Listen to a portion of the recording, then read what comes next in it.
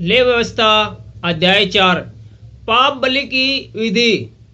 फिर यहोवा ने मूसा से कहा, इजराइलियों से यह कह कि यदि कोई मनुष्य उन कामों में से जिसको यहोवा ने मना किया है किसी काम को भूल से करके पापी हो जाए, और यदि अभिषिक्त याजक ऐसा पाप करे जिससे प्रजा दोषी ठहरे, तो अपने आप के कारण वह एक निर्दोष बछड़ा यहोवा को पाप बलि करके चढ़ाए। वह उस बछड़े को मिलाप वाले तंबू के द्वार पर यहोवा के आगे ले जाकर उसके सिर पर हाथ रखे और उस बछड़े को यहोवा के सामने बलि करे। और अभिषिक्त याजक बछड़े के लहू में से कुछ लेकर मिलाप वाले तंबू में ले जाए, और याजक अपनी उंगली लहू में डुबो कर और उसमें से कुछ लेकर पवित्र स्थान के बीच वाले पर्दे के आगे यहोवा के सामने 7 बार छिड़के। और याजक उस लहू में से कुछ और लेकर सुगंधित धूप की वेदी के सींगों पर जो मिलाप वाले तंबू में है यहोवा के सामने लगाए। फिर बछड़े के सब लहू को वेदी के पाए पर जो मिलाप वाले तंबू के द्वार पर है उंडेल दे।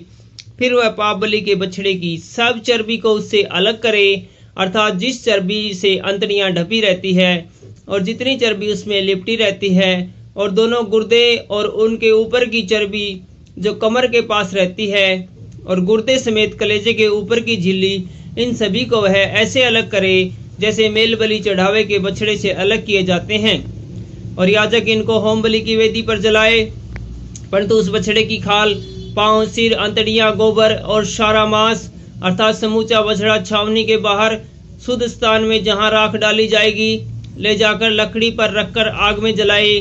जहां राख डाली जाती है वह वहीं जलाया जाए।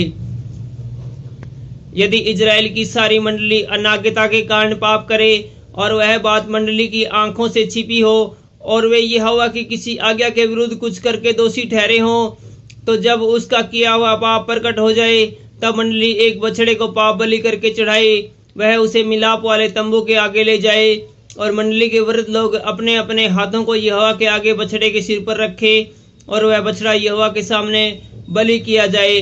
तब अभिषिक्त याजक बछड़े के लहू में से कुछ मिलाप वाले तंबू में ले जाए, और याजक अपनी उंगली लहू में डबो कर उसे बीच वाले पर्दे के आगे 7 बार यहोवा के सामने छिड़के, और उसी लहू में से वेदी के सींगों पर जो यहोवा के आगे मिलाप वाले तंबू में है लगाए, और बचा हुआ सब लहू होम बलि की वेदी के पाए पर जो मिलाप वाले तंबू के द्वार पर है उंडेल दे।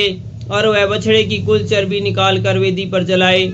जैसे पाप बलि के बछड़े से किया था वैसा ही इससे भी करे। इस भांति याजक इजराइलियों के लिए प्रायश्चित करे, तब उनका वह पाप क्षमा किया जाएगा। और वह बछड़े और छावनी से बाहर ले जाकर उसी भांति जलाए जैसे पहले बछड़े को जलाया था। यह मंडली के निमित्त पाप बलि ठहरेगा। जब कोई प्रधान पुरुष पाप करे अर्थात अपने परमेश्वर यहोवा की किसी आज्ञा के विरुद्ध भूल से कुछ करके दोषी हो और उसका पाप उस पर प्रकट हो जाए, तो वह एक निर्दोष बकरा बलिदान करने के लिए ले आए और बकरे के सिर पर अपना हाथ धरे और बकरे को उस स्थान पर बलि करे जहां होम बलि यहोवा के आगे बलि किया जाता है। यह पाप बलि ठहरेगा। तब याजक अपनी उंगली से पाप बलि के लहू में से कुछ लेकर होम बलि की वेदी के सींगों पर लगाए, और उसका लहू होम बलि की वेदी के पाए पर उंडेल दे, और वह उसकी कुल चर्बी को मेल बलि की चर्बी के समान वेदी पर जलाए। और याजक उसके पाप के विषय में प्रायश्चित करे, तब वह क्षमा किया जाए। यदि साधारण लोगों में से कोई अज्ञानता से पाप करे अर्थात कोई ऐसा काम करे जिसे यहोवा ने मना किया हो करके दोषी हो, और उसका वह पाप उस पर प्रकट हो जाए, तो वह उस पाप के कारण एक निर्दोष बकरी बलिदान के लिए ले आए, और वह अपना हाथ पशु बलि के सिर पर रखे और होम बलि के स्थान पर पाप बलि का बलिदान करे। पाप बलि पशु का बलिदान करे, और याजक उसके लहू में से अपनी उंगली में से कुछ लेकर होम बलि की वेदी के सींगों पर लगाएं, और उसके सब लहू को उसी वेदी के पाए पर उंडेल दे, और वह उसकी सब चर्बी को मेल बलि के चर्बी के समान अलग करे।